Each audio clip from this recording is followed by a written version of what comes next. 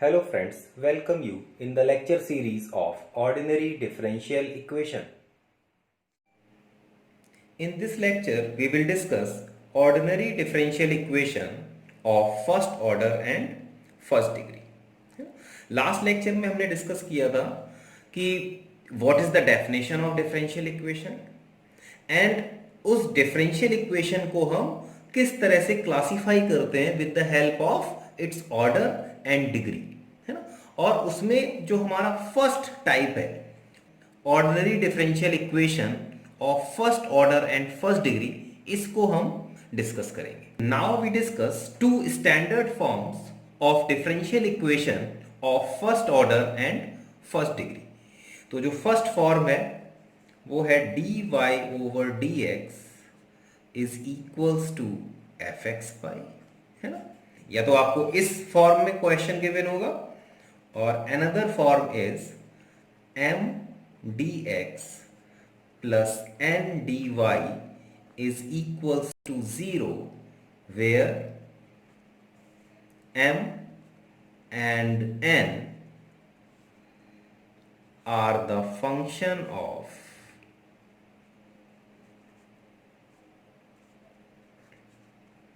x and y, है ना। जो ये m and n है ये भी x y के फंक्शन होंगे, है ना। तो या तो आपको ये क्वेश्चन इस फॉर्म में गिवन होगा और या फिर ये आपको इस स्टैंडर्ड फॉर्म में क्वेश्चन गिवन होगा first order and first degree differential equation का, है ना।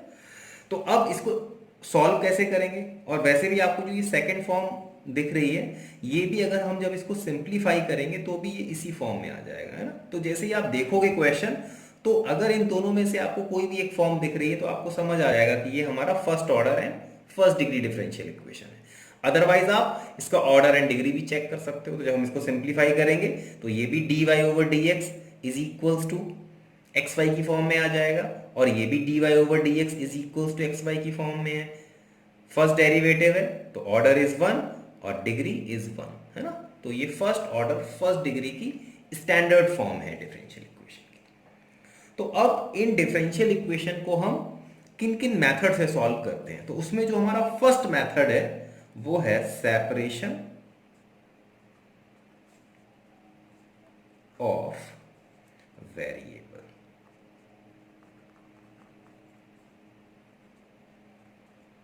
है ना। जैसे आपको नाम से ही समझ आ रहा है सेपरेशन ऑफ वेरिएबल्स। हम क्या करते हैं इसमें, हम वेरिएबल्स को सेपरेट कर देते हैं। मींस dx को x वेरिएबल के साथ रख देंगे और जो y के जो फंक्शन है उसको हम dy के साथ सेपरेट कर देंगे, है ना। Like this f x dx and f2 y dy, है ना। जो भी हमारे क्वेश्चन में x के फंक्शन थे उसको हमने dx के साथ रख दिया और जो भी हमारे पास y के फंक्शन थे उसको हमने dy के साथ रख दिया, है ना। अब हम क्या करेंगे, इंटीग्रेटिंग बोथ साइड, और जब हम इसका इंटीग्रेशन फाइंड कर लेंगे तो हमें हमारा जो सॉल्यूशन है वो हमें मिल जाएगा, है ना, in the form of y equals to F X plus C. कुछ इस फॉर्म में आपको आपका सॉल्यूशन मिल जाएगा, है ना। तो जनरली हमें जब हम separation of variable technique use करते हैं तो सबसे पहले हम आइडेंटिफाई करते हैं कि जो आपकी डिफरेंशियल इक्वेशन है ये first order first degree differential equation है। तो सेपरेशन ऑफ वेरिएबल में हम क्या करते हैं, dx के साथ x के वेरिएबल्स को पुट कर देंगे एंड dy के साथ y के वेरिएबल्स को पुट करके हम इंटीग्रेशन कर देंगे बोथ साइड, है ना, और फिर हम उसको सिंप्लीफाई कर देंगे। एक इंपॉर्टेंट बात है जो आप लोगों को याद रखनी है इसमें, टू सिंप्लीफाई द इक्वेशन, इसको हमने इक्वेशन नंबर 2 दे दिया, है ना, इसको हमने इक्वेशन नंबर 3 दे दिया। Equation 3, the constant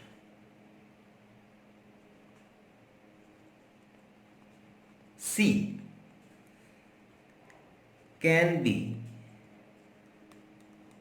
selected in any suitable form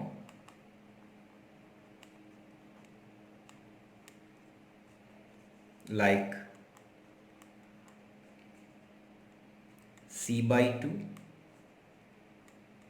log c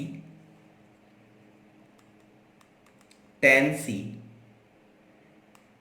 और e to the power c etcetera, है ना। तो इसका मतलब क्या है कि जब आप इस डिफरेंशियल इक्वेशन को सॉल्व करोगे तो क्योंकि आपका first order first degree differential equation है ना, तो इसमें एक कांस्टेंट आएगा, और जब ये कांस्टेंट आएगा तो उस कांस्टेंट को हम इनमें से किसी भी फॉर्म में रख सकते हैं जो हमें सुइटेबल लगेगा उस क्वेश्चन के अकॉर्डिंग, या उसको सिंप्लीफाई करने के लिए हमें इनमें से किसी भी एक फॉर्म में हम अपने कांस्टेंट को रख सकते हैं ना, क्योंकि कांस्टेंट की वैल्यू फिक्स नहीं है। आप c रख सकते हैं, आप उसको c बाई 2 रख सकते हैं, अगर सपोज आपका यहाँ पर c बाई 2 आ रहा है तो सिंप्लीफाई करने के लिए, तो c का जो कांस्टेंट है वो आप एक इनमें से किसी भी फॉर्म में रख सकते हैं, ठीक। क्योंकि first order first degree differential equation है, तो जब आप इसे सॉल्व करोगे तो आपको एक कांस्टेंट मिलेगा यहाँ पर, है ना। अगर इसका मतलब क्या हुआ कि अगर आपके पास ऑर्डर 1 है तो आपको एक कांस्टेंट मिलेगा, अगर आपके पास डिफरेंशियल इक्वेशन में ऑर्डर 2 है तो आपको दो कांस्टेंट मिलेंगे, है ना। और अगर आपके पास n है तो ऑर्डर डिफरेंशियल इक्वेशन है तो उसके पास n कांस्टेंट होंगे, है ना। तो क्योंकि हम first order first degree differential equation की बात कर रहे हैं तो हमारे पास यहाँ पर अभी एक कांस्टेंट आएगा, और उसको हम इनमें से किसी भी एक फॉर्म में जो सुइटेबल फॉर्म है, इसके अलावा भी कोई फॉर्म हो सकती है, उसमें हम रख के उसको सिंप्लीफाई कर लें। So now we take a numerical, solve dy over dx is equals to e to the power x minus y plus x square into e to the power minus y। और अब हम देखते हैं कि हम जो हमारे पास first order first degree differential equation है, इसको सेपरेशन ऑफ वेरिएबल मेथड से किस तरह से सॉल्व करते हैं, ठीक। तो सबसे पहले हमें क्या करना है, x को सेपरेट करना है और y को सेपरेट करना है, ठीक है। तो इसको हम सॉल्व करते हैं। तो जब हम इसको सिंप्लीफाई करेंगे तो ये क्या आ जाएगा, dy over dx is equals to, इसको मैं लिख सकता हूं e to the power x into e to the power minus y, क्योंकि बेस से में तो पावर ऐड हो जाती है, plus x square e to the power minus y, ठीक है।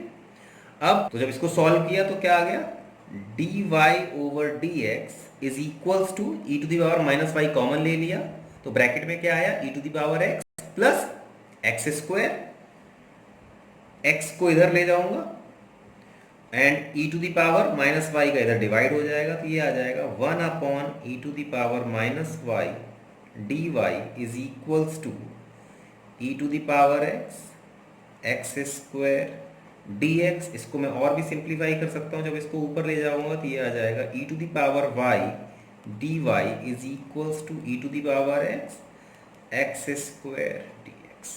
तो मैंने क्या किया, जो मुझे डिफरेंशियल इक्वेशन गिवन थी फर्स्ट ऑर्डर फर्स्ट डिग्री, उसको मैंने सिंप्लीफाई कर लिया एंड मैंने उसके वेरिएबल्स को सेपरेट कर दिया, dy के साथ y के वेरिएबल्स को रखा और dx के साथ x के वेरिएबल्स को रखा।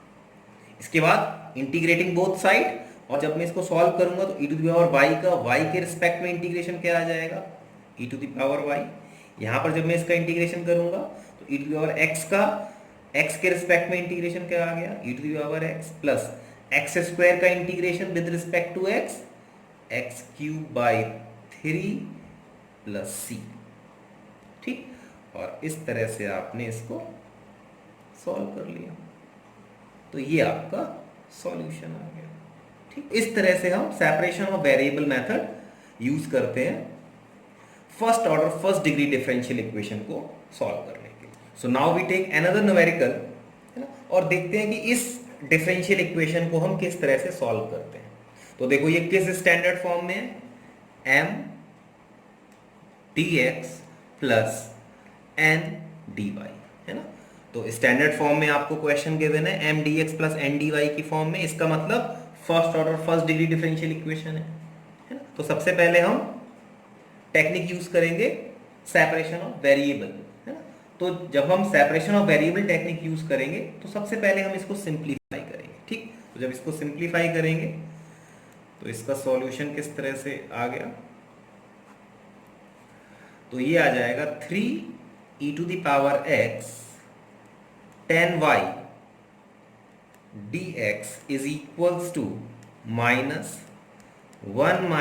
e⁻x sec square y dy। ठीक है, अब x को x के साथ रख देते हैं और y को y के साथ ले जाते हैं। ठीक है, तो यहां से क्या आ गया 3e⁻x अपॉन 1 e⁻x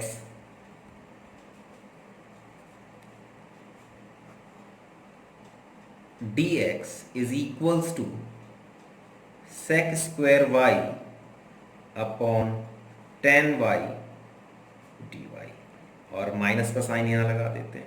ठीक है, तो अब अगर मैं यहाँ माइनस का मल्टीप्लाई कर दूं तो यहाँ से क्या मिल जाएगा 3e⁻x, और जब मैं यहाँ माइनस का मल्टीप्लाई करूंगा तो ये आ जाएगा 3x - 1 dx is equals to sec square y over tan y dy। ठीक है, अब आपने सेपरेट कर लिया, x के जितने भी वेरिएबल्स हैं वो dx के साथ आ गए और y के जो भी वेरिएबल्स थे वो dy के साथ आ गए, इंटीग्रेटिंग बोथ साइड। अब इसका इंटीग्रेशन किस तरह से करें, तो जो मैं आपको टेक्निक बताने जा रहा हूं तो वो कई बार यूज हम कर सकते हैं, है ना। कैसे, ये न्यूमरेटर है और ये डिनोमिनेटर है, तो आप चेक करो डिनोमिनेटर का अगर हम डिफरेंशिएशन कर रहे हैं तो क्या वो हमें न्यूमरेटर मिल रहा है। देखो यहां पर जब मैं इसका डिफरेंशिएशन करूंगा e⁻x - 1 का, तो जब मैं डिफरेंशिएशन करूंगा तो मुझे क्या मिलेगा e⁻x, है ना। तो सिंपल, अगर आपका क्वेश्चन इस फॉर्म में है, अगर आपको fx का डिफरेंशिएशन f' न्यूमरेटर में मिल रहा है तो आप डायरेक्टली इसको क्या लिख सकते हो, log fx। ठीक है, तो ये फॉर्मूला हम यूज करेंगे यहां पर। तो देखो जिसका जब मैं डिफरेंशिएशन कर रहा हूं तो मुझे e⁻x ऊपर मिल रहा है, तो इसको मैं क्या लिख सकता हूं 3, कांस्टेंट बाहर आ गया और ये आ गया log e⁻x - 1 is equals to tan y का y के रिस्पेक्ट में जब मैं डिफरेंशिएशन करूंगा तो tan का डिफरेंशिएशन क्या होता है sec स्क्वायर y, मिल गया ऊपर, तो इसको मैं क्या लिख सकता हूं log tan y plus log c की फॉर्म में लिख देता हूं क्योंकि कांस्टेंट तो मैं किसी भी फॉर्म में लिख सकता हूं, है ना, पहले भी हम डिस्कस कर चुके हैं। तो अब इसको थोड़ा सा सिंप्लीफाई कर लेते हैं।